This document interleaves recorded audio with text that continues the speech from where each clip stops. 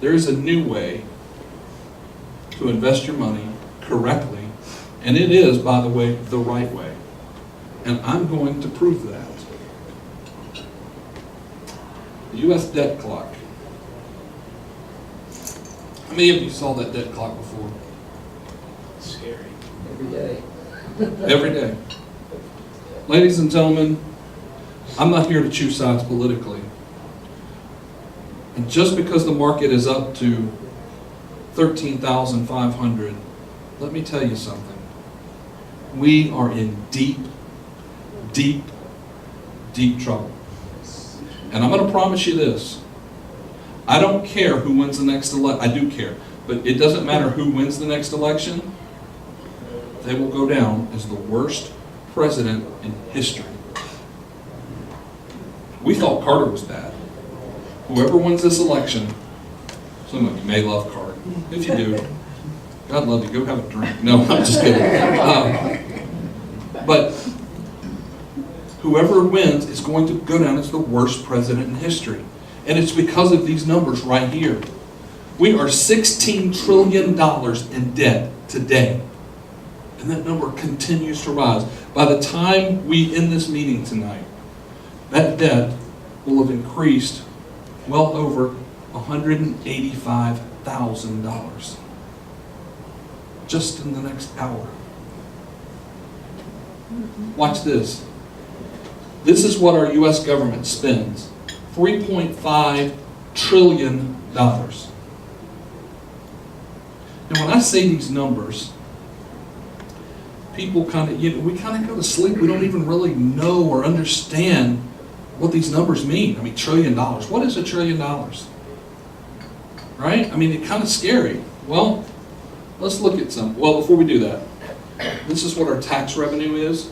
Corporate, federal, everything, all the income tax that we bring in, all of the tax revenue the federal government brings in is $2.3 trillion. 2.3 trillion. We're spending 3.5 trillion. Now, let me ask you a question. Everybody in this room has a budget. I don't care if you're rich or poor, you have a budget. Could you live very long if you were spending a third more than what you bring in?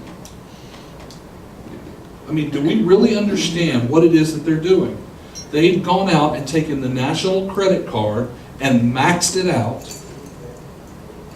And now the interest that's building on that debt will overtake us. And here's something interesting. You can't see it on this particular slide, but there are 314 million people in the United States. 314 million. All of you in this room make up the baby boomer generation. 75 million of you will go into Social Security over the next 5 years. There's currently 119 million workers today. Even if half of those that are not yet retired are still working, what does that take our workforce down to? Around 90 million people. How in the world can we pay the benefits that you've been promised with that kind of money? Well, the one political party says, hey, let's go over here to the rich and let's take more of their money. They need to pay. They make more. Let's take more. You could take all the wealth of every citizen in the United States and it wouldn't pay with the government's spending, but for 8 days. 8 days. Folks, we can raise taxes. I'm saying they could take their money.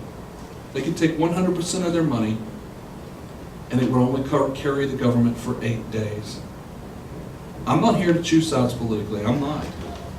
But we've got a problem. And that problem is going to affect you and your children, but most importantly, your grandchildren. Because we can't continue on this path. And we keep making the same mistake over and over and over again and expecting a different outcome. Case in point, when the federal government bailed out the big financial firms back in 2008, what was their promise to the American people that would have, okay, we're going to bail these guys out, but what? We'll never do it again. Isn't that what we heard? They're too big to fail. We got to do it. We're going to put all these regulations and laws in place so this can never happen again. Is that not what we were told? Come on, guys, liven up and we'll start picking on it. Yeah. Right? Let's take 20 years ago. What happened during 1988 and 89? Does anybody remember? Market went way down. October of 87, the market went down. That's not what I'm referring to. See, that's my point. We've forgotten. Anybody remember the savings and loan fiasco? Oh, yeah. And John, you know what? I hear that every time I bring it up. And you know what they said then? We'll never do it again. We'll fix this, and we'll never do it again. Folks, let me tell you something. The government's a liar. You notice I didn't say a particular party is a liar. The government is a liar. And I'm going to prove that in just a minute.